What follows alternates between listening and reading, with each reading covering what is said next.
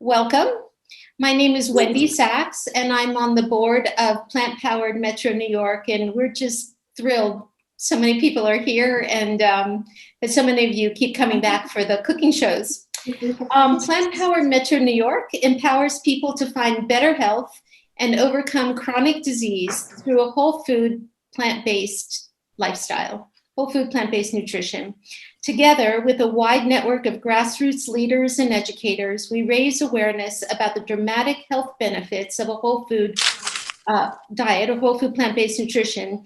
We build supportive communities that empower people to make lifestyle changes and organize and lead projects that spark changes to food policy, practice, and culture. Some of you who were with us earlier today on a program with Eric Adams and with Marion Nessel, we had a whole hour discussing the food policy, and I think PPMNY possibly may get a little bit more active on what we can also do, not just individuals, but as a community.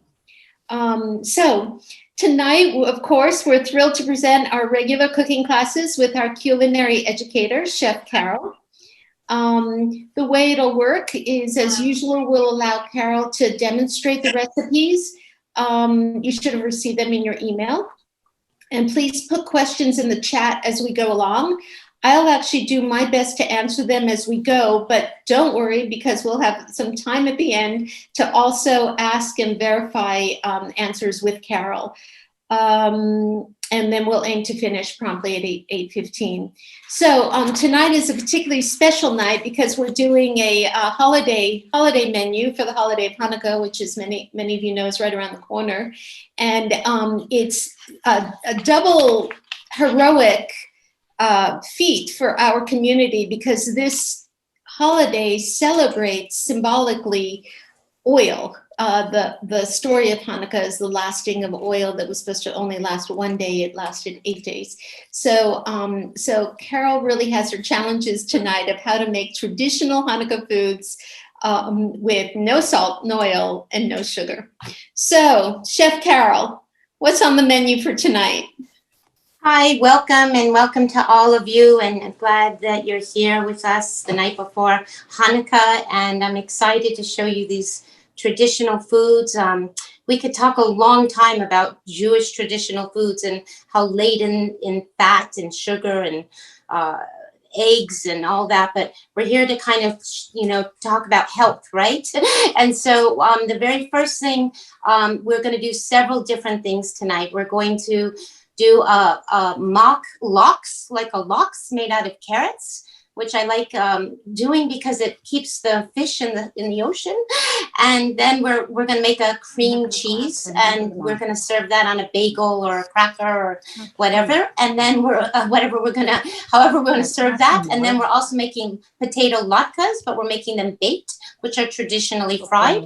And then I wanted really to make you something that had to do with jelly, because, if any of you really celebrate the holiday, you know that there's a donut called the safaganot, and it's a big jam jelly donut that is a big fried donut with jelly in the side. So we're going to make a mock kind of the same idea, only we're going to make a muffin. So the very first thing that we're going to do tonight is we're going to start with the applesauce, because as you know, we have to kind of do things in the order of how long things take to cook. So in this big, what you want to do for the applesauce, and I've given you a recipe based on 3 to 4 pounds of apples, okay? And I suggest that if you live near a farmer's market, you actually get the bag, a pre-made bag that costs $3, and it's all their odds and ends apples, and that's the apples that you want to make for applesauce. I have a mixture of different kinds of apples here, and I have just cut them up small, and it's up to you whether you decide, it's up to you if you decide if you want to peel these apples or you want to leave them with the skins on, okay? And honestly, I was taught by my grandmother to always peel them, but I don't know, one time I ate at Zabar's applesauce there, and I'm like, oh, they have the skin on them. This is quite nice. I actually really like it. So these apples are chopped just small. It really doesn't matter about how many apples you use, okay? You can make enough apples just using applesauce using 2 apples, or you could use 20 apples. The idea is you want a heavy pot, you want to cut them up small, and then you want to put some water at the bottom, okay? And I've put about a cup of water at the bottom. We might add more water as it goes, but I'm just going to put this on the back burner now, and it's not even going to be, not even going to have my attention towards it because it's just going to cook. And I'm going to leave the cover off and it's just going to cook. What I am going to do though is listen to make sure that the water doesn't totally evaporate, because you can burn your apples. Because eventually out of the apples are coming all the liquid. And sometimes if you don't have enough liquid in the bottom of the pan, I have definitely burned the bottom of my pan making applesauce. We're making it with no sugar added. I'm not putting any cinnamon in it. In the recipe, I actually suggested that you could put raspberries if you want. You could put apricots in it if you want. You could put cinnamon, nutmeg, all sorts of ways of flavoring the applesauce. You could just put 1 cinnamon stick inside while you're cooking it right now. But I like to keep it plain because I like to put it on different kinds of things. And I just think the more natural it is, the better it is. Okay. So the next thing that we're going to do now, while that is cooking, we'll go to the latkes afterwards, but we're going to get the muffins in the oven. Okay. And to get the muffins in the oven, we're going to first get the recipe out. And and we're going to get the pan out as well. So we're going to use one of these silicone muffin pans, and this is a mini one. And I've given Wendy the link. She can put it in the chat box. And this is a really good brand. It's Luke, I believe. And when you're buying one of these pans, just look at the cups, you know, because they're not all created equal. Some of them are very wide and shallow. And I think you always want to have a nice shaped muffin. So you want something that's, you know, a little bit deep and not too wide. So this is a good pan. This runs about $15.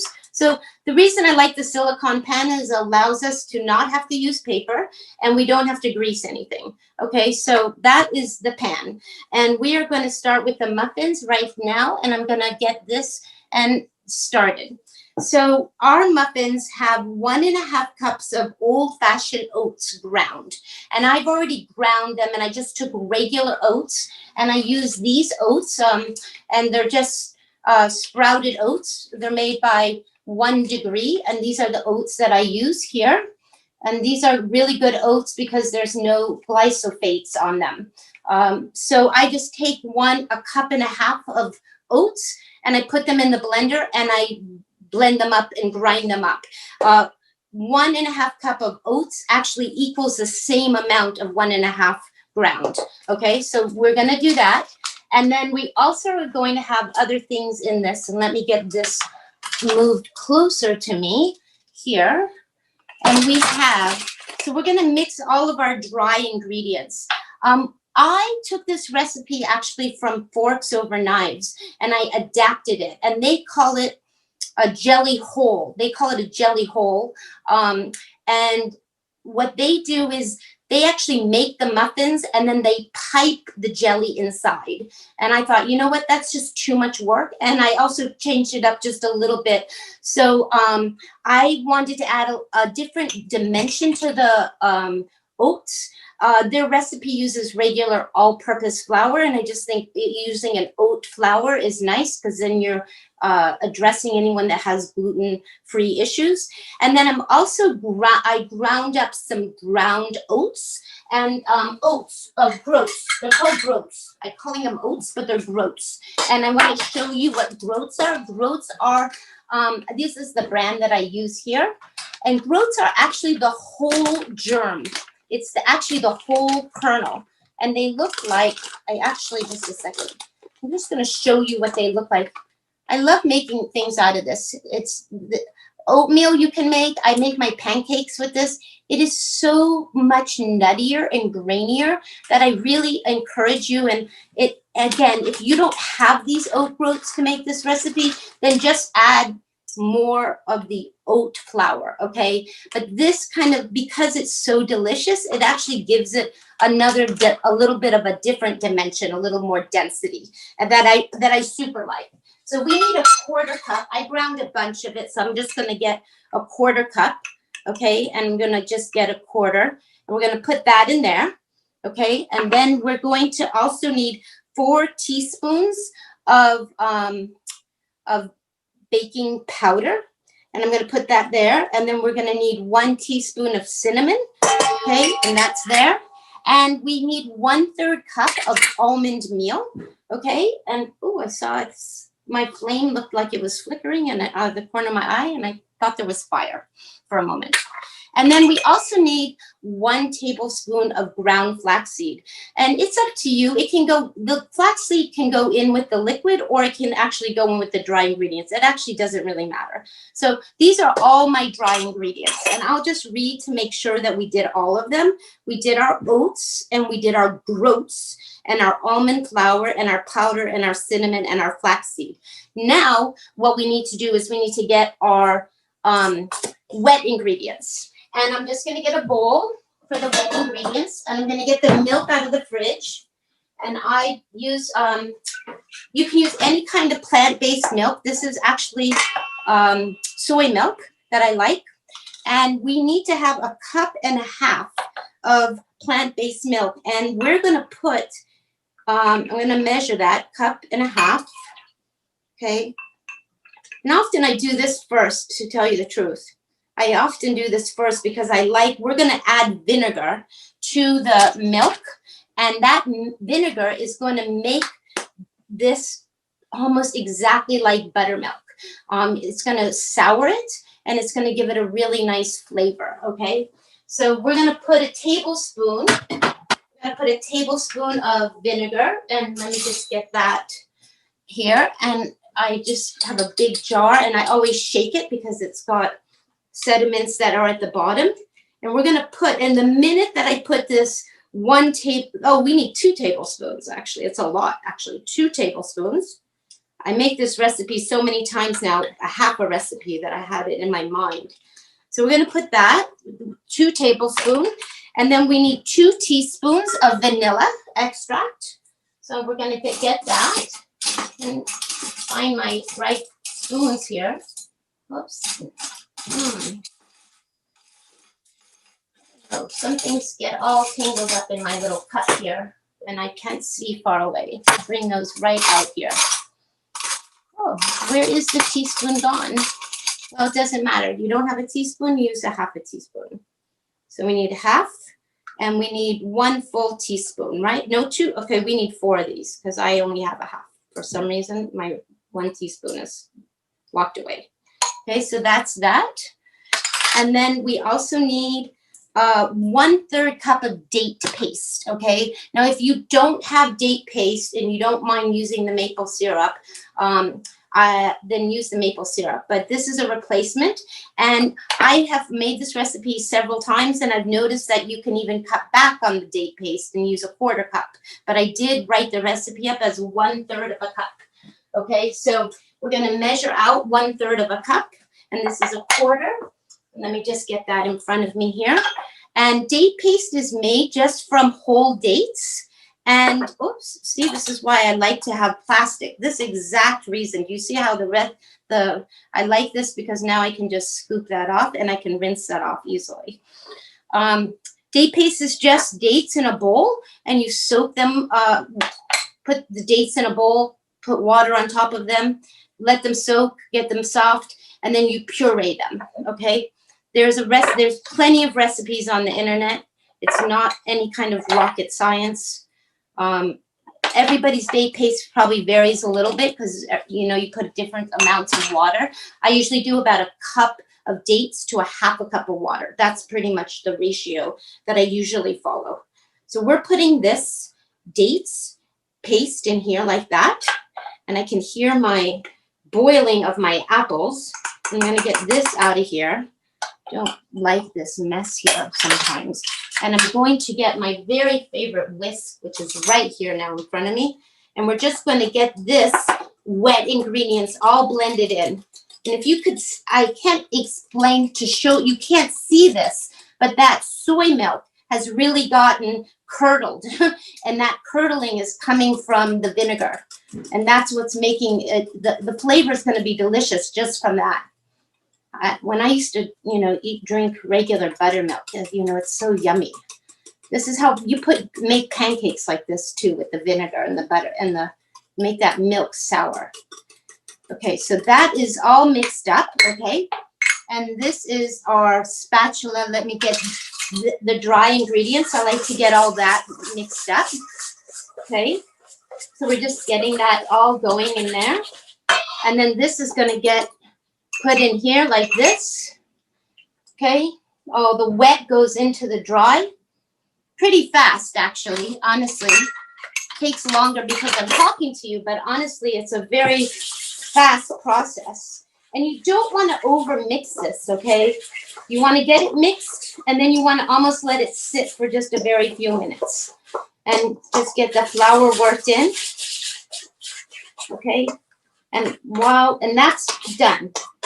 Okay, that's mixed perfectly, and I'm just going to scrape the sides, and I'm going to show you what that looks like so you see, okay? And we're going to get this all scooped into here. I'm going to wipe this down because it's going to make me a little nutso here. See, that's good, okay? And we are going to get our scoop. I think a lot of you have seen me make a lot of muffins using a scoop. This is a number 40, a 40 scoop, an ice cream scoop. And let's also, while we're taking a moment, I want to stir these apples. Nothing's really happening here to show you. They're just cooking, okay? They're just boiling. And there's plenty of water, and the liquid is starting to be released. And, and I didn't tell you this, but I took all the center, the cores. When I cored the apple, I actually have them in a pot cooking next to it because you don't want to throw those out because they make really yummy juice. So it's kind of like, when I talk about stock and you make stock from all your remaining ingredients of carrots and onions and celery and mushrooms, I'm kind of doing the same idea with the garbage of the apples. Before it gets thrown out, I'm going to extract and make some kind of apple, like an apple juice, which will be very delicious. Okay, so these are the muffins, and I'm going to just fill every one of them, and pretty much just like this. And the Safaga note, actually, when the jam is inside, they're also sprinkled with lots of sugar at the top. I guess that's what makes that donut so delicious. There are a couple ways that we can fill this with I call it a little surprise in the center. And I'm going to show you just a couple ways so that you see. I've gotten it a little bit all over the place here. I like to hit this so that it's flat, okay? Everything's flat, and those would go in really just as is, but we want to get the jam in there. Okay, so there are three ways actually of doing this, but I'm going to show you the jam way first, and let's just get a little bit of jam and get a spoon. And I like to take it out of the, this is a spread, a fruit spread. So it's got a little bit of, I think apple concentrate is what they do to make it. So I just take a little bit out of the jar because the spoon is ultimately going to get dirty. Okay, and I'm just going to take another spoon here, and I'm literally going to insert and push it in, okay? So it's just going to go right into the center, okay? Right into the center. Insert and push it in. Okay, so the jam is going to be inside the muffin. Okay, and it goes inside. Now another way, we'll do some like this. Okay, let's just get this little bit of jam left. Okay, and we'll do some like that.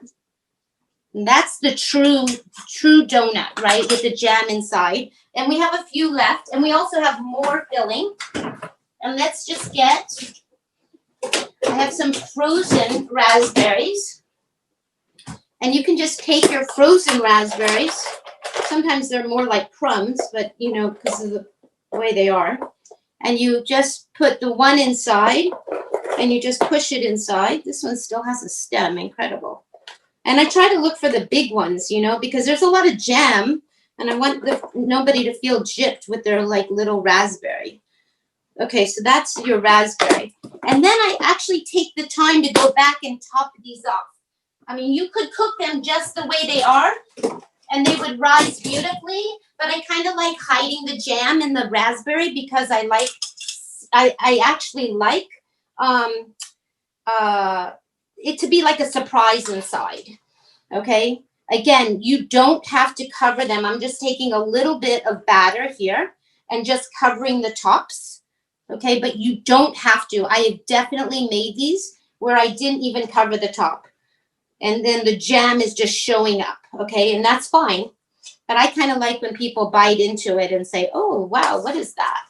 That's like, we didn't know there was anything inside.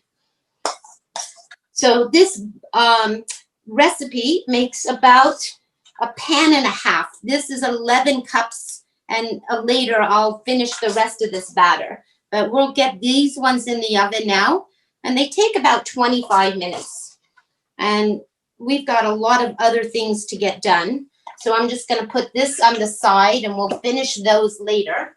And then I just give the pan a little bit of a little tap, tap, tap, okay, so that everything kind of flattens out, okay? And then those are going to go in the oven for like 25 minutes, okay? And I'm going to look at the clock, and that's almost going to bring us to the 10 to 8, actually. So looking at that, and that's in, and we're going to move on to the next thing. And the next thing is going to be the latkes. And I want to just get this out of my way here and move that because it's heavy. And we're going to do the latkes. And I haven't really prepped very much because the latkes take like not very much effort. We are going to get a bowl, a big bowl. And I have to tell you, everybody's been to a latke party, I'm sure, and they've gone where one person is a slave to the stove, and they're making 500 latkes, and the entire house smells like oil. And I somehow, when we bake these latkes now, they actually will still make the house smell really good, but nobody's slaving at the stove. But you do, they are going to take time in the oven to bake. So I want to tell you, if you're having a party and you want to bake a lot of them, either start ahead of time, and then just you'll warm up the baked latkes, okay? Or you can also get a nice ceramic skillet, a pan on the stove, and you can cook them in a good skillet, like a scan pan or a zeri pan or a green pan, and you can cook them and they won't stick. It's hard to believe, but it's really true. Okay, so I'm peeling right in front of you an Idaho potato. Okay, just a russet potato. Can you use different other potatoes? Sure. You can use Yukon Gold. I prefer this because it has more starch in it, okay? And this has always been the go-to potato. It's about the only time I eat one of these potatoes is to make latkes. And of course, all this skin is going in my little stock pile because I'm saving that, and that's going to go over here for just throwing garbage, okay? And you can do one of two things with this Idaho potato. If you have a Cuisinart and it has a grater, a disc, where you can just put it in through the Cuisinart and grate it, go ahead and do that by all means. This one potato is only going to make anywhere from 6 to 8 latkes, okay? That's perfect for 1 to 2 people. But again, if you're cooking for a party and you're making a lot and you want to double, triple the recipe, then go ahead and use the Cuisinart and actually just grate. But I am a believer, and I did this with my grandmother through my lifetime, that hand grating makes a better latke, okay? So I never, ever, ever would think of putting the potato through the Cuisinart to grate it, because part of the working in making the latke is always the work of getting your arms strong, you know? And this was something that we used to, as a kid, I would sit there and we would just do a whole bag of potatoes. and we would make 50 latkes at one time. So I can't even imagine doing it any other way and I'm doing it on the big holes, and you'll see that it doesn't take very long. It really doesn't. But I know some of you have families, or some of you want to make more, a lot more. And like I said, we'd sit down with a big, gigantic 5-pound bag and we would just grate apples potatoes when I was a kid. We also whipped up egg whites by hand too. So I come from a really old-fashioned place. And honestly, I worked at a restaurant where we didn't use any machines. So I'm one of those people that I'm a believer. Now, what you have to be careful when you get to the bottom, because you don't ever want to cut your finger, okay? So be careful and if you're a person that thinks, okay, I've gotten it this thin and I'm not going to go any further, then stop and don't throw this out. Either put it in your stockpile or just chop it up. But I actually push myself to see how far I can grate it without actually hurting my fingers. And it is pretty disintegrated there. Okay, so that's the potato. Okay, again, you could double, triple this recipe and the potato looks like that. Okay, you're going to want to have, I have to look at the recipe because I don't really know it as a recipe. I just know it to do it. You put onion in it, okay? You put as much onion in it as you want. I suggested in the recipe that you put 2 tablespoons of grated white or red. That's up to you. It doesn't matter. I actually have both here, and I'm honestly not going to measure. I just know that the onion goes in here. I think I'll use this red, and I just grate it, okay? And I, again, have to be careful because it does slip out of your hand like that. And does it matter if I have 2 tablespoons? It really doesn't. But I know people like to hang on and really want to have recipes. So I write them out for you. But honestly, I don't know if having a recipe is not always necessary. Okay? And I think we just need a little more, and that little onion has kind of disappeared from me. So I'm just going to give it a little more. And then we also need to make a flax egg. And I'm going to do that right now because we really want that to get gelled up. Okay, so let me do that. And we have 1 tablespoon, okay? 1 tablespoon of flax seed that is already ground. Okay, wash my hands here. And the flax egg is 3 tablespoons of water to 1 tablespoon of flaxseed. Okay, and we're going to stir right now these apples. I will show you these apples in 1 minute. Nothing's too much happening with them, but they're happening. And we are going to get, I don't know where all my spoons have gone to today. It's a very strange thing. It's like they've disappeared. That's 1, but there's usually 2 sets of everything. I'm a well-equipped tablespoon person, and they seem to have, it's like they're somewhere hiding. They've hidden themselves somewhere. 3 tablespoons of water. So let me get 3 tablespoons. 1, 2, 3. So right now, this is very, very liquidy. Okay, I'm just going to give it a stir. Okay, a stir like that. And just let it sit for a very few minutes. And I'm going to get all that onion out. Okay. Now, my grandmother used to sprinkle a little bit of salt. She would sprinkle a little bit of sugar because I can't think of anything that sugar is not in if you're eating Jewish foods. And of course, we would put the eggs. So we've just made the egg. And you also need a little bit of flour to hold it together. And we always use all-purpose flour, and you can use all-purpose flour. But here I've decided to use 1 tablespoon of spelt flour. And I like spelt flour a lot. It's my go-to flour. I hardly ever use the all-purpose flour that has no flavor, has no nutrients whatsoever. So this is spelt. You could use oat if you want. And the 1 tablespoon is going to go right into there. Okay, and then we're going to just stir this. And what's happened with this flaxseed egg already is it's starting to gel. Okay, so I'm just going to pour that over that. And that is ultimately our batter. And let me get this mixed up here and just show you what that's going to be like. Now we have something already in the oven. We have the muffins in the oven. So we're not going to be able to we can put these in the oven and see if they're not going to be high enough heat because we need to cook these at a much higher heat than the muffins are cooking. And I only have one oven in my little Manhattan apartment here. But I want to show you how I place these on the plate. And I also put a little bit of black pepper, okay? And let me just give this a little black pepper. Now, if you're someone that's still eating salt, okay, give it a little bit of sprinkle. But if you can, learn to not use the salt, I think you'll be healthier for it, actually. And doesn't really need it. So this is this is it, okay? There's nothing else in it, okay? It's not really liquidy. It's coated with the flour. It's coated with the flaxseed, and that's what's going to hold everything together, okay?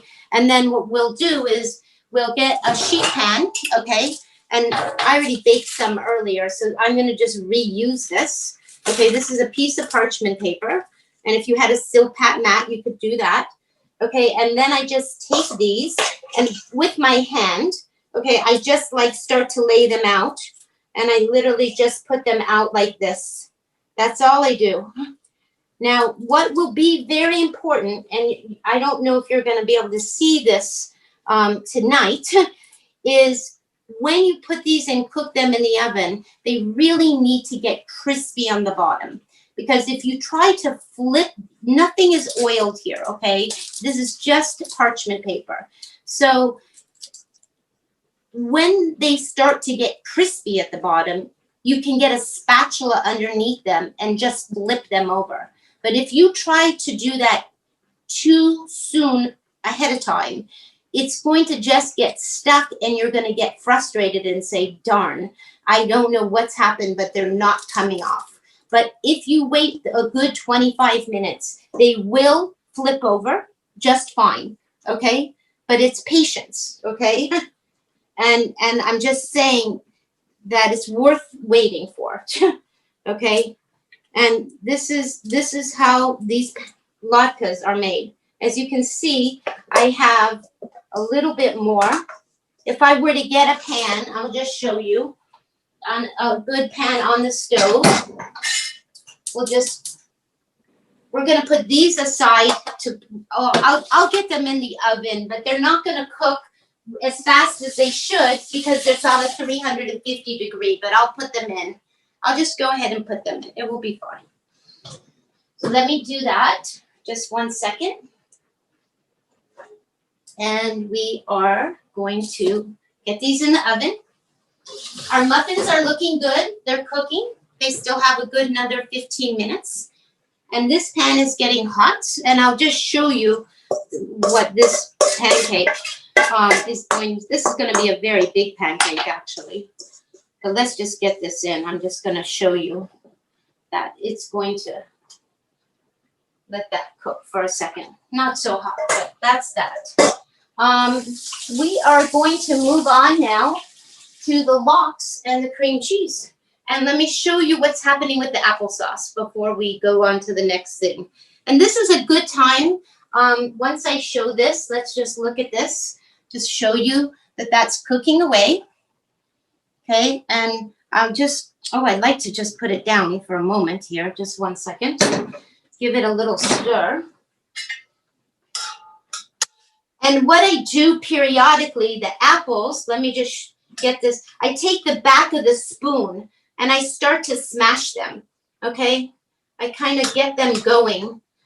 And ultimately, some people actually, if you read a lot of applesauce recipes, they actually just cook it for a very short time, like 15 or 20 minutes. And then they put it in a food processor, or they mash it with a potato masher, or they put it in a blender and they smooth it out. I actually think you don't have to do any of those things. I think you just have to be patient and leave it on the stove and let it cook and just let it cook.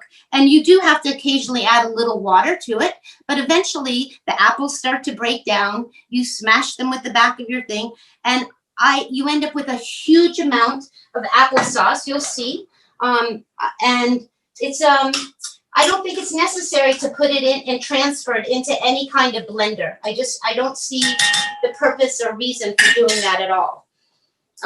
But that's up to you, okay? But I do want to tell you that that is a common thing.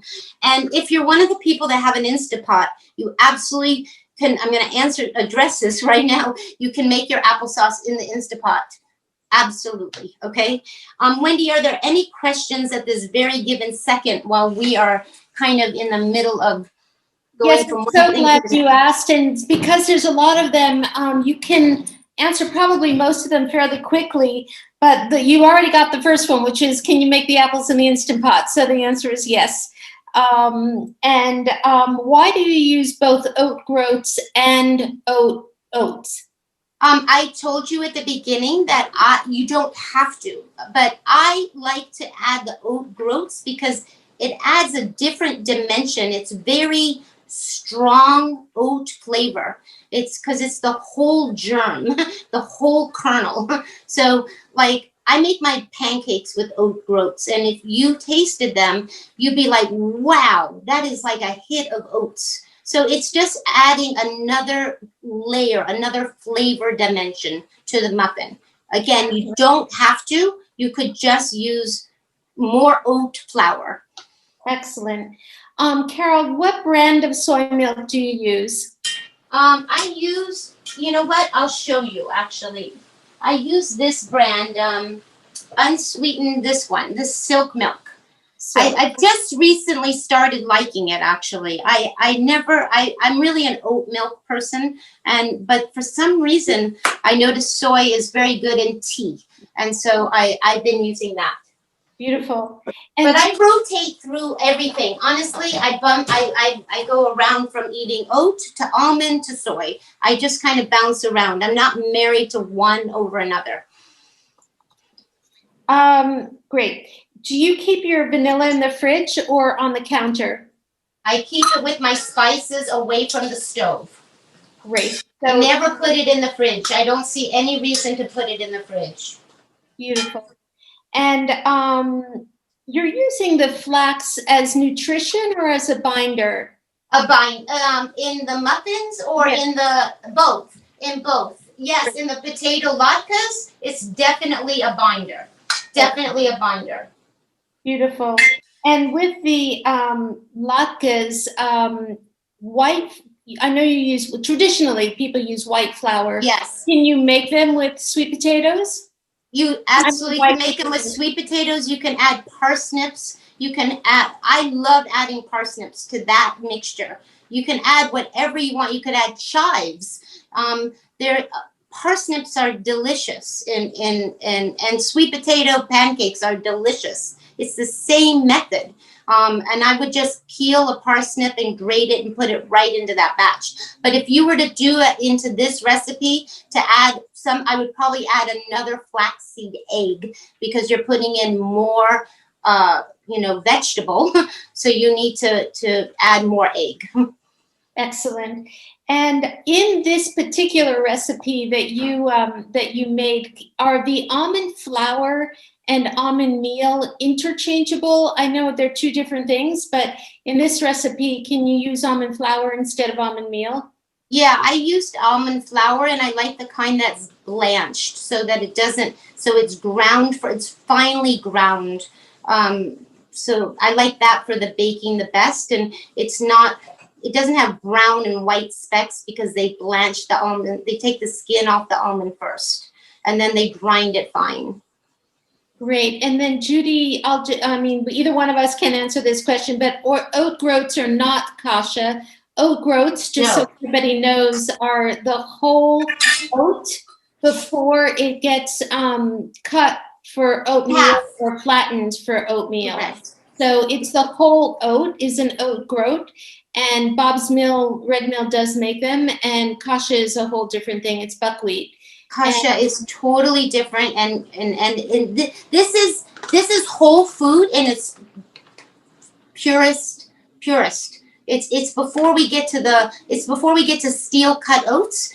Like if you took a kernel of this and cut it in half, that is when you start to make steel cut oats. And then from the next level, you get old fashioned oats. Okay, so it comes from, this is the whole food, and it is delicious. And I'm only not trying to make everyone's life complicated. I'm just trying to introduce you to something that has a delicious flavor.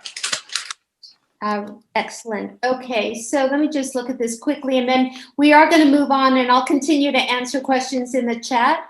But you can get oat groats at Whole Foods, and Bob's Red Mill also has oat groats, but I don't know about their glyphosate in oat groats. And the whole conversation that's been going on about glyphosate, I honestly suggest that you look it up online, because we had just read an article a while ago about glyphosate in Bob's Red Mill, but I don't know what the updates are. So, so just check out anytime. And that's what I think everybody likes very much about this 1 degree, is that it has actually a little QR code on the back, and you can actually trace it back to like the processing and things. It's actually a really good, just a very good brand. Excellent. Good. So, all right, Carole, we can move forward, and okay. Thanks for that. Yeah, and I guess I just, my applesauce is cooking like crazy, and I kind of just want to show you that it's cooking like crazy. It's looking like this, okay? And I just keep smashing it, and it's turning a beautiful pink. I actually had some apples that were very red inside, so it's actually becoming a very beautiful, beautiful pink. And again, this is about when people would stop it. I mean, it's been cooking like 20 minutes, and they would stop it and just say, okay, putting it into the Cuisinart, putting it into the Vitamix, and they would just blend it up and just be done, because the apples technically are cooked. But I just let it cook as though it's just naturally going to break down itself, and I let it do its own thing. Let's look at what's happening in my pan here that I just put in the this pancake. It's sliding around like crazy. Ah, look at that. Look at that. No oil, nothing, right? Amazing, amazing. Okay. So again, I let it, you saw I was ignoring it for like 5 minutes. That's kind of what has to happen in the oven too. You can't rush it. If it gets brown on the bottom, it will easily flip itself over. Okay, so I'm telling you that now, because I'm not going to be with you when we get to take ours out of the oven. And I don't want you to be frustrated when you're doing it by yourself, saying, oh, well, Carole said they were baked, but no, she must have done something and she didn't tell us. But that's not, I'm not trying to fool anybody. It really works, okay? The next thing that we're going to do now is we're going to make our, what is called carrot lox, or lax, whatever you want to call it. It's not lox, it's carrots, okay? And my friend Enrica here, actually, believe it or not, she makes hot dogs out of carrots. And I it's so funny now, because when I put these in the oven now, and the smell, when taking the roasted carrots out, I was just like, oh my God, it smells like lox. And it's like, it just takes so little time, because I think if someone were to ask me, what is it that you miss the most? Maybe I would tell people, I really miss lox, I miss a good, slice of lox. And I live around the corner from Zabar's, so I see them in there slicing it all the time. And I think, oh, if I could just have a piece of lox. But honestly, I'm so happy with this lox that it never crosses my mind anymore. So this is not a recipe. This is a very simple recipe. It's not my own recipe. It's actually a woman's named Rita Serrano from a book called Vegan in 7, which I actually really like a lot. And it's very simple. And what she has us do here is she has us take a pound of carrots and try to find the big fat carrots. I actually like the carrots at the farmer's market, but I wasn't there today. So these are regular grocery store carrots, and I tried to get the biggest ones they had. These are little skinny carrots as far as I'm concerned. And you wrap them in foil, and then you put them in an oven, a 350-degree oven for 45 minutes, and you cover them, okay? And then what she wants you to do when they come out is you actually get a peeler, and I seem to have lost everything today. Here it is.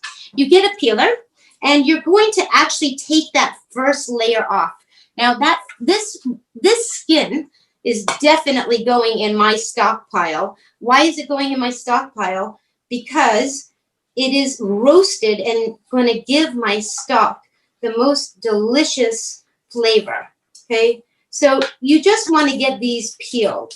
Okay, and get that outer skin off. That's the goal.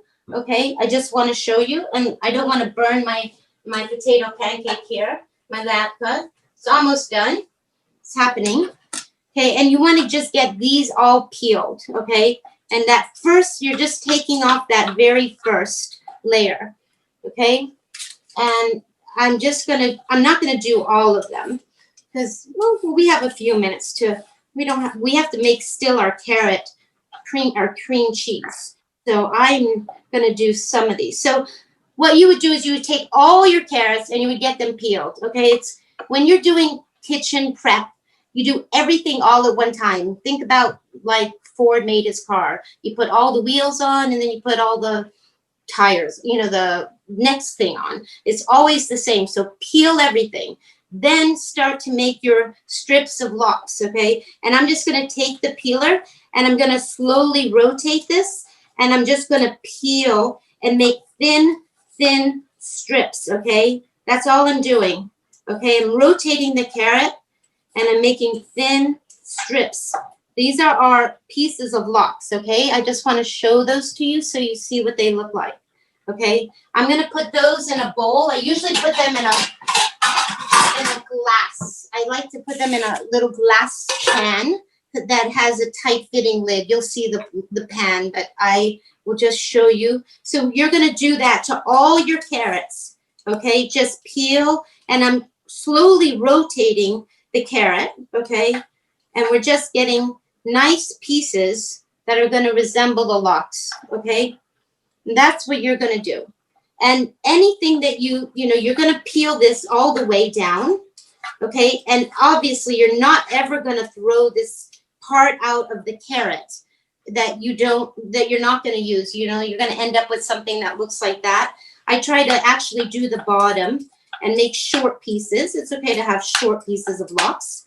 They, in the store, they call those the ends of the lox. They do this too at Zabar's. You can buy the ends, not the pretty pieces, and so I just get all that, okay? So let's just say that we've done that to all of our carrots, okay? We've done that, and of course, and this is fast and very delicious, but for now, I'm just gonna put it with the stock, okay? And then in our recipe, it's very simple, okay? We're gonna use 2 ingredients that we're gonna use a Japanese called mirin vinegar, and we're gonna use some liquid smoke. Now I can really feel this heat here, and it's almost time for the potatoes. Not the potatoes, the muffins. So let me just turn this off. Okay, I'm going to put this on top. It's very beautiful for now. We'll just put the potatoes right here for this moment. Do you see how beautiful? I just want to show you how beautiful that is. Okay, so we're going to put that there. And I'm going to move this pan onto my pot holder. Sometimes there's just not enough room everywhere. The applesauce is getting done. Okay, it is definitely quite beautiful. This water is good, and sometimes I actually pour a little bit of this stock in here because it's all very flavorful, and that's just going to cook like that. And let's take out the muffins. I know they're done. There's been no timer, but I just know they're done. And they look like this actually. Okay, I'm going to poke at them for a moment. They're pretty, I'm going to give them another 2 minutes. Just another 2 minutes. You know what happens is that when we put the potato latkes in the oven with the muffins, it slows down the cooking of the muffins. So you kind of don't want to double up things because you've actually taken the oven temperature, which was cooking the muffins, And now you've put a second thing in and it's brought everything down. So it's going to take an extra few minutes. Okay, so let's just finish this recipe here and get on quickly. And with the smoked lox, we need 1 teaspoon of the marin. Okay, and again, I have no idea that all my spoons are just like disappeared. It's like they're like hiding. It's like they've gone somewhere to hide. It's okay. One is not in a crisis when they've lost their spoons. They're just missing them. So we need, this is a half.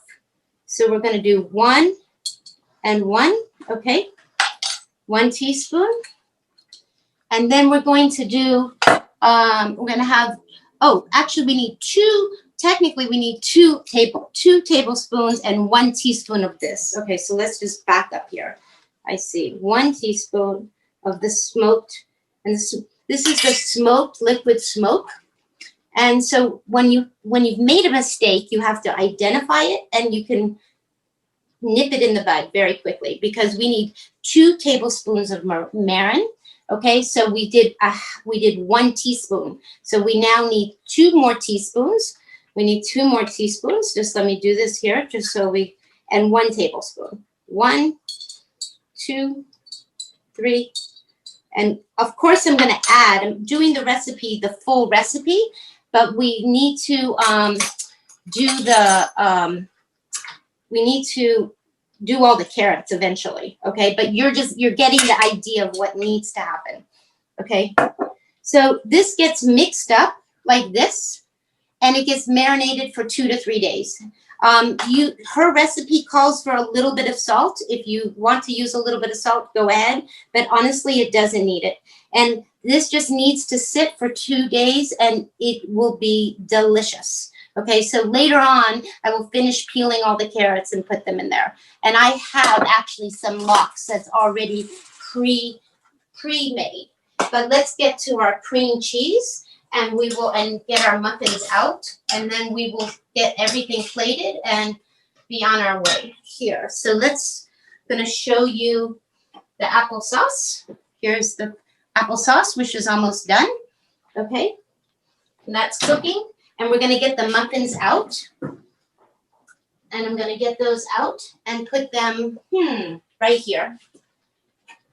And any of you that have watched me make muffins before, I told you that you really don't rush them out of the pan, okay? Let them cool, let them for 15 to 20 minutes, and I'll show you, probably before we leave, I'll show you how they just pop out, okay? So let's get the Cuisinart, and we will quickly make the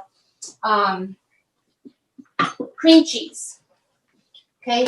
And I'm just gonna make it far away from you. I think I don't know, we can maybe try to do it here. We can try. I'm always disappointed. I have an electric outlet here that always fails me and is a disappointment. Okay, so I have cashews. I have 1 cup of cashews. And let me just make sure, because I want to make sure that I'm telling you the right thing. It is 1 cup of cashews, and I'm going to drain this water out of it. They've been soaking for this afternoon, and they're raw cashews. They're not roasted. They're not salted. They're raw cashews. And we're going to get these into the Cuisinart. And we are going to add a little bit of miso, and we're going to add a little bit of lemon juice. So I have a teaspoon of actually some miso here.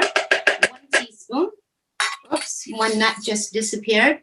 And then we're going to have 1 tablespoon of apple cider, and we're going to have 1 tablespoon of apple cider, and we're going to have 1 tablespoon of lemon juice. Okay. Now, you could add, and I'm just letting you know, you could add some onion powder if you want for flavoring.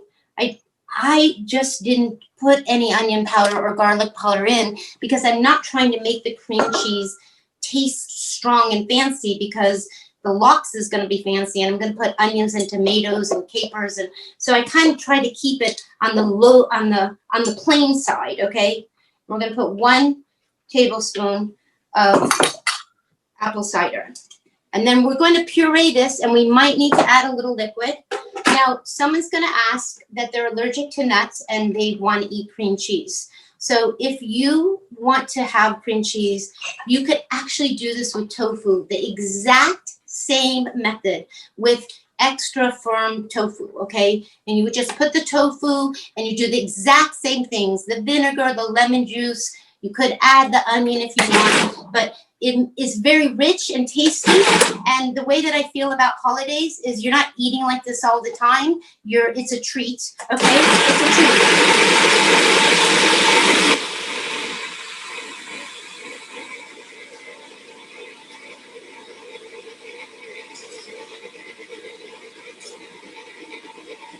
You have to always get it. It's all over the place here. I like scraping it down. Okay. And I think that I'm going to add a little teeny bit. Whoop, this is one of my little plugs. I'm going to add a little bit of lemon juice, just a little more.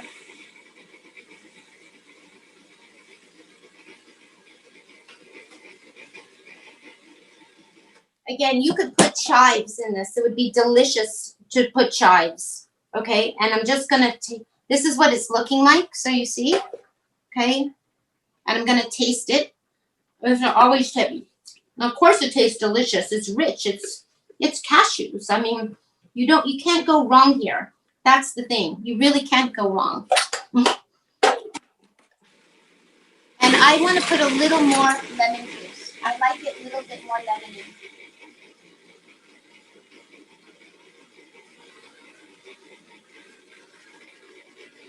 Let's rinse that out.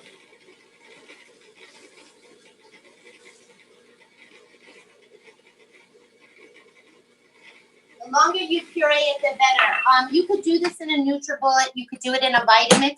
I choose to do it in the food processor because you can take the lid off. You can look inside with your head, and you can actually mix it, and it's just easier.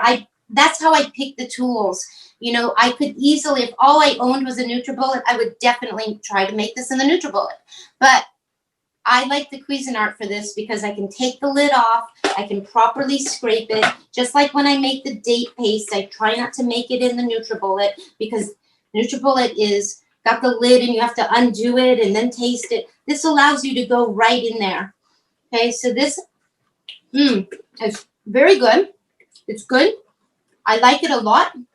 It's just fine. And I'm gonna put a little bit of it, just a second here. And I like to serve it with on the side like this. Okay. Put it in a little ramekin. Let's get, okay. Nice and let's get, I want to show you how I would plate this. So I'm gonna just move this. And before we plate, and we're going to be finishing, and I just want to see if I can show you what the potatoes are looking like, the latkes in the oven. Okay, I just want to just see what's going on here. Let's definitely get rid of these recipes because they're really in the way. And let's just see if they're ready, because you're going to see if they really flip, okay? You see, they're a little sticky. Do you see that? I can show you. I want to show you close up. You see, they look like this, and they're not browned yet. And I flipped it. So if we just leave it another 5 more minutes, it will be ready to flip. And you have to remember the oven's only been at 350. And if they had been at a 400, a hot oven, they would have already been brown. But because we had the muffins in there at the very same time, that's why. So let's just quickly get out the lox. And I'm going to show you how I would plate the lox. And let's get the spoon. I'm going to find all my little spoons later on tonight and say, why have you been hiding out? This is what I actually use to marinate. This has been in here for a couple days now, actually. And we're going to splurge, okay? I call this a splurge when you get a bagel. You can also get these crackers if you want. You can. These are good crackers. They have a teeny bit of salt in them, but they have no oil, actually. So, and I actually really like them. So we can serve them on crackers, but I'm just going to show you if we're gonna be decadent here and gonna get my knife that is like this, and I'm gonna get the green plate, and we're gonna put the bagel on the green plate. Okay, and you could toast this. Okay. The other thing is, if you don't want to eat any cream cheese, I absolutely, on a cracker or on a piece, any kind of bread, I would put avocado, smash an avocado as if it were cream cheese, and then put the carrot lox on top. Okay? So we're going to have this here like this. I'm going to put the that there. I'm going to, I don't like a ton of cream cheese.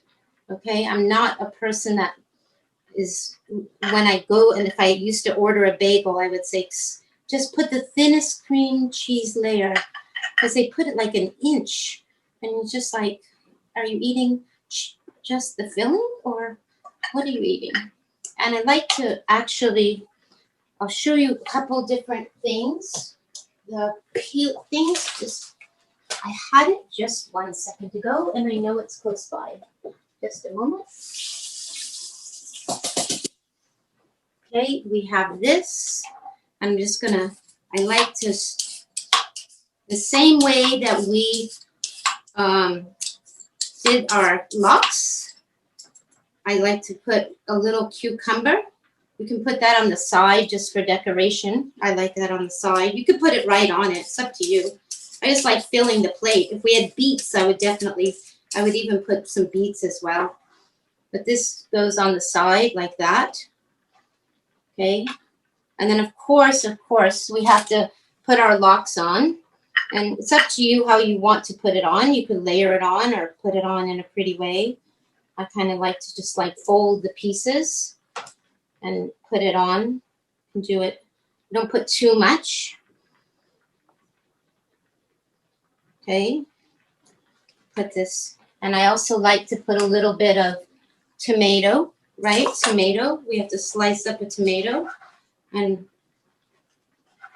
again, when you're eating the bagel, you kind of, you've committed to decadence, right? So I'm going to put tomato. Okay. We don't need all that tomato. And then, of course, in my mind, you cannot not have the onion. Okay. And you have to have the capers too. Capers are marinated. Someone's going to say, well, the capers are in salt. Well, you can rinse your capers. And I also kind of, don't worry about that, a little bit amount of salt on a caper. This is already looking delicious, and I just want to get a few capers out. Okay, so you sprinkled a few of those on. And then you also have to have some fresh dill. Okay, the fresh dill, and I just put a little bit of that on top. Okay, that helps with our little fishy taste. Okay, and we could put a little bit of, I like putting a little dill there, and putting a little bit of a lemon slice, in case somebody would want to have any lemon.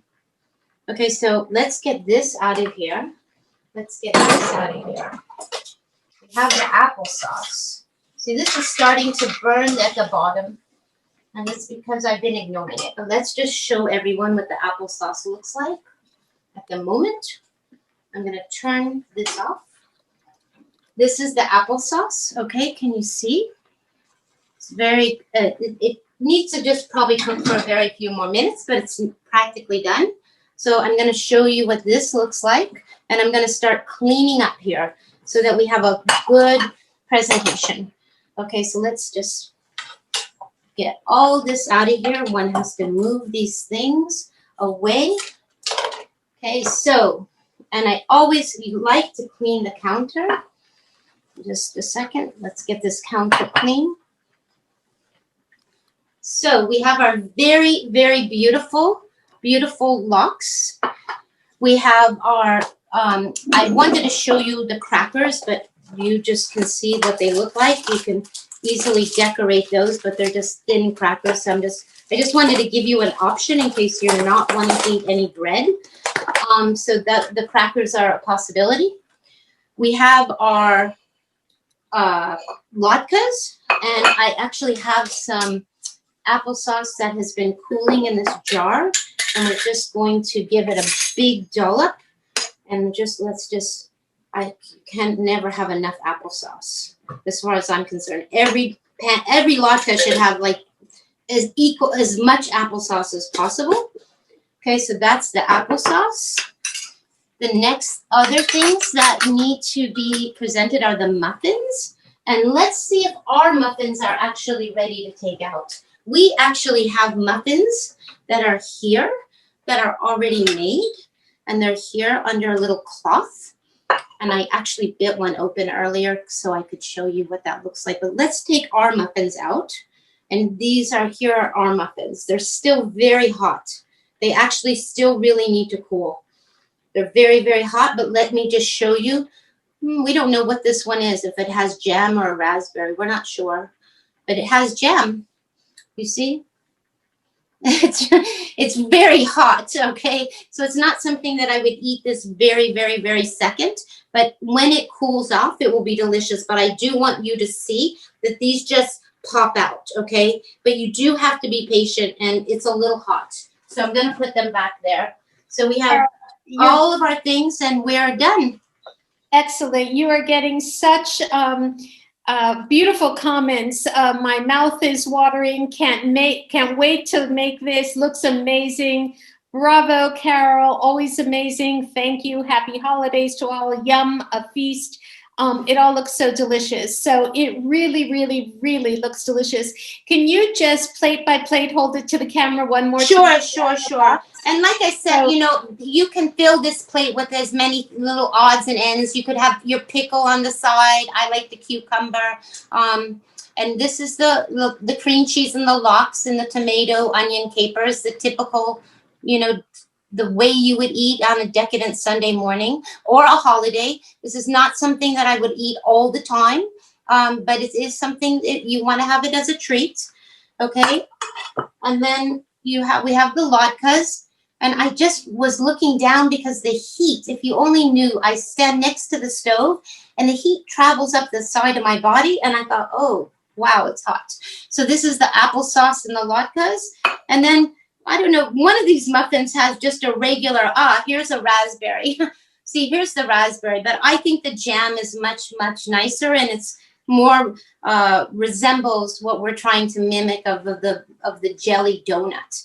And it's quite yummy inside, and I like it doesn't show at the top, and you just bite it open, and it's a surprise. While you're answering questions, I'm going to look at our latkes, because I feel that the latkes could be ready to turn over. But I'm listening to any questions, Wendy, that you are asking. Yep, we have just a few minutes left. So questions. Let's see. What nonstick pot are you using for your potato latkes?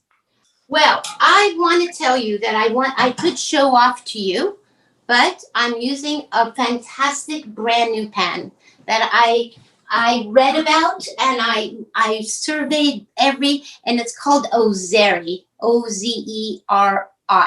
This is an 8-inch Ozeri. It's a ceramic pan, and it's an 8-inch. It's brand new. It's heavy. It's ergonomic. This is its first day use, but I knew the minute that I saw it that it was going to be like a great pan. And I think it will become a favorite of mine. Great.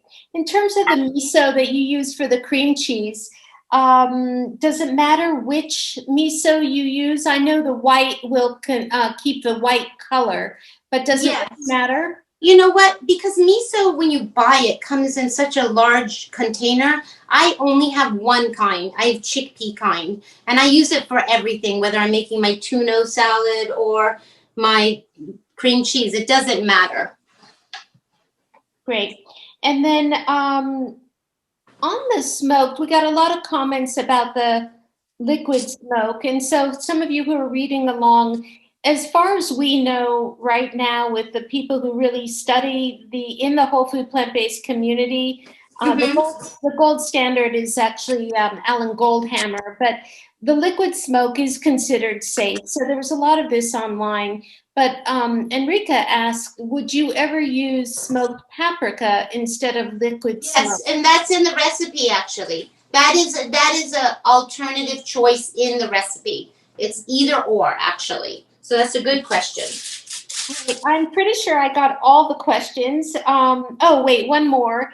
I think you answered this already, actually, about the NutriBullet, but your preference is for the food processor versus a high-speed blender for the cream. Yes, and I answered it very specifically because I really think about the equipment before I'm going to make something. So if I'm just grinding oats, the NutriBullet's perfect because it's going to grind them, and I don't need to open and close and open and close. But if I am making date paste, or if I'm making something that needs to have my attention and I need to constantly taste it and adjust the liquid, then the Cuisinart's the way to go because the top is on the, just take off the top and you put your finger in there and taste it, and then you put it back and start blending again.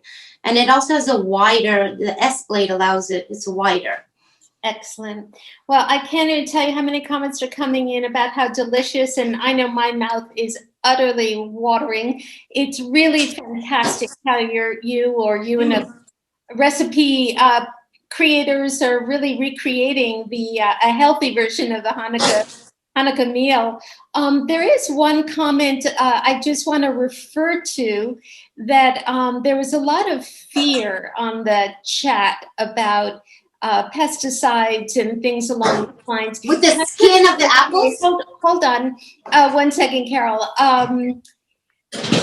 All this food is really meant to be enjoyed. Food is delicious, as most of you know, and the colors and the organization of it. So even though you might have concerns about things, even the non-organic vegetables are better for you than the standard American diet. The next level up is organic fruits and vegetables, and the next purest level is regenerative farmed fruits and vegetables, which are harder to find, but they do exist. So I kind of wanted to say to those of you who might be starting out, relax, enjoy. This is a holiday, and just enjoy the food, because you're still getting enormous nutrients in plant food that you're not getting in the animal products. So, and the specifics about the pesticides, please go ahead and look that up online, because there's a lot more information than I or Carol really understand about it. But so that was. If you're really concerned about pesticides, then peel your apples. That's what I would say about that. Exactly. Environmental Working Group, which was mentioned in the chat, has a lot of information on the Dirty Dozen and the clean fruits and vegetables that you don't need to worry so much about. So please avail yourself to those resources. There's a lot of resources online about these particular questions. And in the meantime, please enjoy your food. Food is like love. Just Here's our apples. Here's our apple, our beautiful, beautiful finished apple. Gorgeous, absolutely gorgeous. Again, never left the pot. Never, no Cuisinart, no, nothing. Just made in the pot. Excellent. Okay, and you want to let it cool. Okay, when you're storing this, it will. If you can keep it in your refrigerator for a week. At least I think you'll eat it way faster than that. Put it in a jar. Make sure that it's cool 100% before you put it in the refrigerator. If it's warm when you're putting it away, if it's warm still, don't put the lid on it. Okay, just put, if this applesauce in this jar was still warm and I was going to bed tonight and I wanted to put it in the fridge, I would put it away and I would just leave the jar, leave it ajar, the lid ajar, because you want it to be 100% cool. You never want to put anything away that is hot and then seal it, because that's when bacteria and moisture and it almost speeds up the you don't want to do that. You just don't want to do it. Excellent. Okay, thank you so much, Carole. Thank you everyone for coming. I put some of the links to ongoing Plant Powered Metro New York website in the chat bar. Also for Carole, you can email her at Carole with an E, Carole, at thevegievanguard.com, or you can find just gorgeous pictures and gorgeous posts that she does on Instagram, which is also thevegievanguard.com. And yep, it looks as mouthwatering as you're showing us. It's Carole. really yummy. It's so yummy. And for those of you interested in ongoing presentations with Plant Powered Metro New York, we post new things every week, every 2 weeks or so. There's constantly things coming up. Your network organizers also have events coming up. And next week, we have a very special event that we're being co-sponsored by the JCC in Manhattan with Dr. Will Bolsowitz, Chef AJ, and Dr. Liana Leonov, who's going to talk about the link between positive psychology and whole food plant-based eating. There's a lot of things coming up, new studies on mental health and the importance of eating whole foods. And I think she'll probably address some of those issues. So please join us for that virtual conference next Wednesday, December 16th from 11 to 2. You can find it on the Plant Powered Metro New York website. And Carole, you're always just exquisite. That food looks amazing. So thank you very much. And I want to wish everyone a happy, happy Hanukkah. And this has been a year of darkness for many, many of us all around the world. And I want to just say, remember when you're lighting your candles that you're supposed to sit and stare at them for like 30 minutes, actually. You're supposed to watch the candles and see the lights. And let's just hope that going forward, we have hope and that we're having a happy holiday and enjoy the festival of lights. And I have one more demo that at the end of the year. So I'm not signing off with you for the 2020 year, but I just want to wish everyone a happy Hanukkah. Thank you so much. Okay, thank you everyone for coming. Happy